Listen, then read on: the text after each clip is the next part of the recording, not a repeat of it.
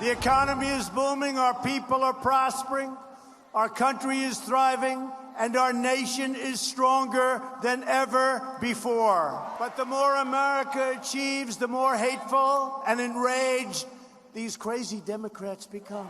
You know, I really don't believe anymore that they love our country. I don't believe it.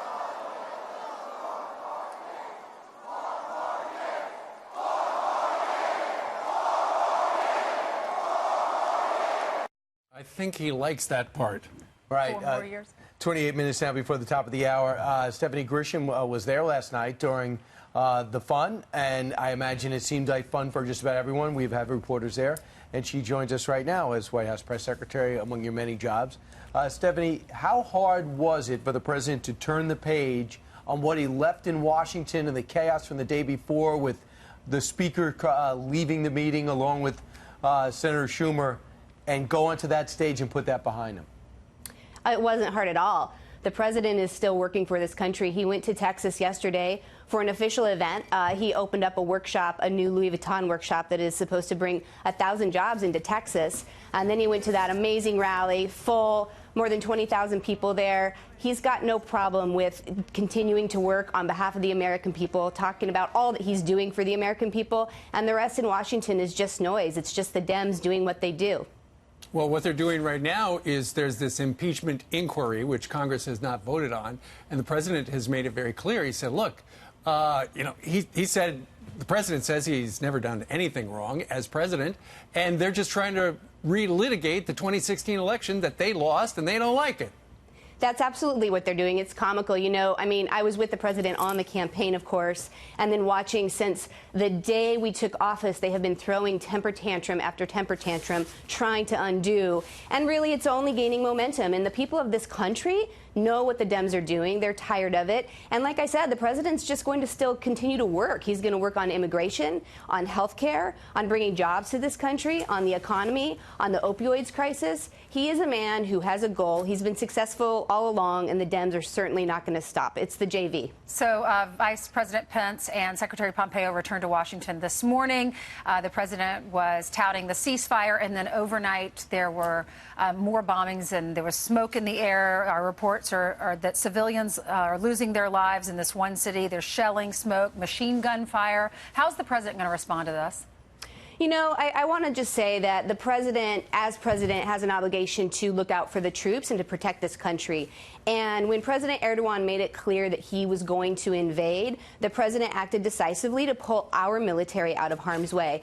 Now, he sent a delegation over, and they were successful in a ceasefire. But that takes time. I'm not going to get into operations on the ground, of course. I'll leave that to the Department of Defense. But the president is to protect our country. He's putting America first. He's always said that. We're not going to be in these never-ending wars anymore. And again, as for the ceasefire, I'm really, really happy that our delegation was successful, and we'll leave it at that. Stephanie, a couple of things. We know what happened at the White House the other day, or there's two different accounts of what took place. And you say the president was calm, cool, and collected, and Nancy Pelosi said he had a meltdown. Now she says she wants all the meetings recorded.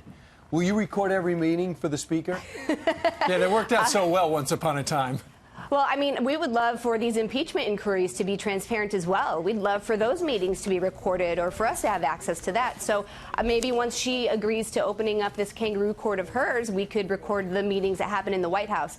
I'll tell you what, I was in that meeting. The president walked in. He greeted everybody as he does.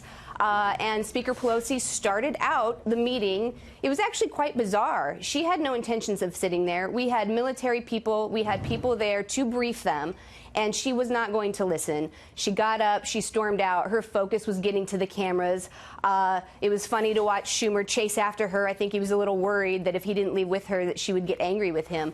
I was in the meeting. The president was measured. He stayed behind, and he worked with the Democrats who actually remained behind, too. And we continued the briefing. doing, and that was it. Again, this president has work to do. We're not going to be swayed by all of the Dems and the theater that they continue to perform every day. Well, I think that picture that we're looking at right there is now Nancy Pelosi's official Twitter picture, where she is doing that right there next to the president. Speaking of the president, yesterday it was announced that apparently the G7 summit, which is going to be next year during the summer, is going to be at Doral, which is the golf course resort owned by his family. And a lot of people are saying, number one, in the summer, it's really hot in Florida, just telling you ahead of time. But the other thing is, you know, while the president might say, I'm not making any money off this thing, the promotional value, the marketing value is off the chart. I don't know if that's the case. I'll tell you what, the way the media, the mainstream media, is covering it, I don't know that the Trump organization would agree with that. I will tell you this. But everybody knows about it now. Well, everybody knew about it before the president took office. I mean, the Trump brand is known everywhere. And I do want to say this. We had members of our military office, Secret Service, advance teams. We had several people, the State Department, go out to 10 different states and look at 12 different sites. Doral was one of those sites. All of them came back and made the recommendations to the president that Doral is the perfect place to hold such a summit. You've got to imagine the things that go into looking at these sites. You need hotel rooms that will allow for the foreign delegations to come and their staffs. Transportation needs to be nearby. Airports, hospitals, helicopter landing zones. We had one site that we looked at. I won't name what site it was or what state it was in, but the altitude could have made people sick and oxygen tanks would have been brought in. So Denver. there's a lot Colorado. that goes into these things. Nope, wrong. Okay. In the mountains. Not New Mexico. Somewhere in the mountains. Stephanie, why didn't you do the press conference yesterday? Why did Mick Mulvaney, and will we see you do these press conferences, which is traditionally what the White House press secretary does? You know, right now, I've said this a bunch. If the president ever wants me to go out and take that podium, I will happily do it. I think, as evidenced by yesterday with Mick, it was, again, more theater. It is about people wanting to be on TV and making names for themselves. And Mick took he was over there for more than 30 minutes. He took probably 40 questions. People were talking over one another. He did a great job. He mentioned the same message over and over and over. And now the media, of course, is, you know, we put a statement out clarifying some of the things that the media got themselves in a tizzy over. But to answer your question, sure, I'll do it if I need to. But this president speaks for himself every day. He offers opportunities for the press corps to ask him questions every day. And there really is no better spokesperson than the president.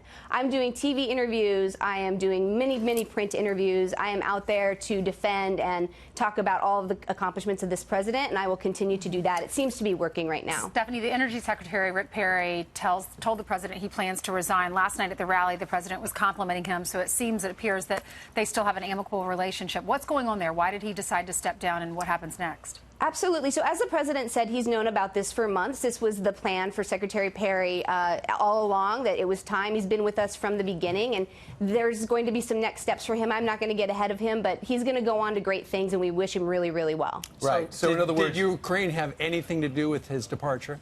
Absolutely nothing. No, this was in the works for quite a while. As I said, the president's known about it.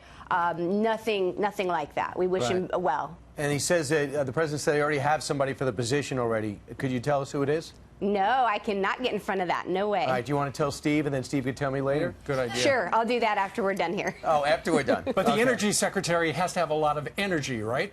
We would know that part. All right. Like everybody in this administration. We can figure that out. Stephanie Grisham, thank you very much for joining us from the Bureau today. Thanks, Stephanie. Thank you guys for having me.